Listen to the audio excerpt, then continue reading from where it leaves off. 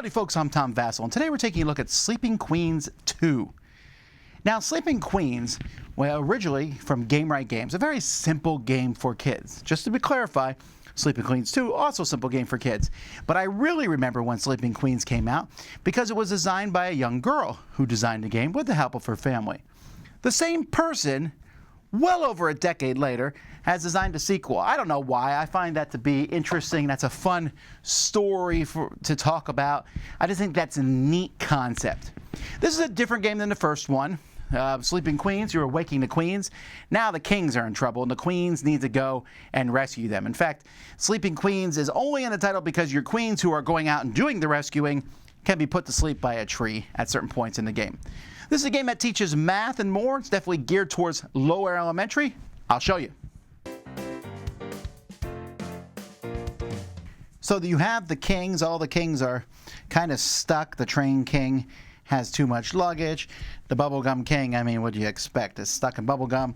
The fire king has fallen into water. And you need to free and rescue a certain number of kings to win the game. And that all depends on the number of players. So like, for example, in a 5-player game, you need to rescue 2. While in a 2-player game, you need to rescue 4 of them. On a player's turn, they're going to roll this die, which has numbers 1, 2, and 3, and a dragon on it. So they're going to roll, and that's how many cards they are drawing from the top of the deck. You draw these cards, you do whatever they say. If it's a number card, you're going to put that number card face up in front of you. If you roll a dragon, everyone's going to pass their starting knight. Each starting knight gives you a special ability. He protects against the switch witch. This, if you roll 1, you may re-roll. Things like that. Now, you're collecting these number cards because of a couple reasons.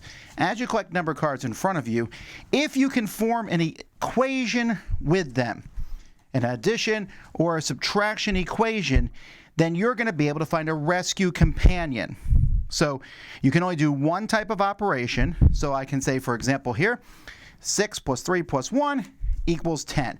If I have these 4 cards, I discard all of them, and I'll take one of these rescue companions. Here I found the parrot shoot. Or maybe I might find the hammerhead shark. Now, as you're going through the deck, you're also going to find queens. And the way to rescue a king is if you have a queen and you have a rescue companion that has the same symbol. For that, you can discard them to rescue a king of your choice. I might want to rescue the Tool King, for example. And there's all sorts of queens. Here's the Heart Queen. Here's the Yarn Queen. Here's the Rose Queen. Here's the Moon Queen. Here's the Peacock Queen. But there's other cards that might show up. So when a spell card comes up, you can go through the discard pile and take one number card and add it to your realm. When a wild gnome shows up, you roll one of these, and 1 lets you take a face-down companion, 2 steal a card, 3 take a queen from the discard, or if you can swap 2 knights if you roll the dragon.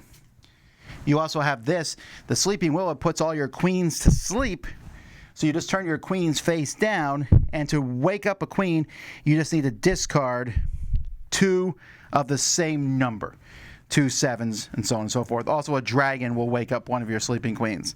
And then there's the Switch Witch, which lets you switch a card from in front of you to in front of somebody else. That's it. Using, of course, the different knights, protecting against Sleeping Willows. Draw 1 more card than the number rolled. Keep up to 6 cards. You can normally only have 5 cards in front of you. And add or subtract 1 to any number card to complete a math equation.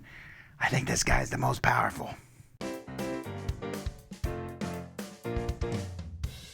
So with the caveat that this is for young children, I'm giving this game a 6 for kids, which is the kid seal of approval. There are some things about it that I feel could have been streamlined. Like sometimes you draw cards at the beginning, like put your queens to sleep, and there's some action cards that don't do anything, and that's not necessarily fun to draw those as a kid. It's like, oh, you drew this. Oh, that means put a queen to sleep. You don't have any queens. Okay, next person's turn. And I almost wish that the die was like 2 to 4, so you always get to draw 2 cards. But those are minor things. Again, it's for kids. The artwork, fantastic. The silliness, there. And it does teach kids to put together equations. I was really happy when I played this with my son. And he was sitting there thinking very carefully about the numbers he got and how he could use those to make various equations. And he loved the night they let him add or subtract another one from it. And I'm sitting there thinking, yes, good life skills. And it's a fun game. Getting the creature to help you and the queen, putting those together that you got because you did a mathematical equation to rescue a king feels very satisfying for kids. I don't think adults are going to love this game. This is a game for kids. When you play this with your kid, you're going to sit there and just be along for the journey. I'm not particularly impressed with the game on an adult level, but for young kids, I think this one hits well. I think it might not be as smooth as the original one, but it's a good sequel to it, and it hits that crowd. And it also teaches math, something I like. Anyway, it's Sleeping Queens 2. I'm Tom Vasel. We'll see you next time.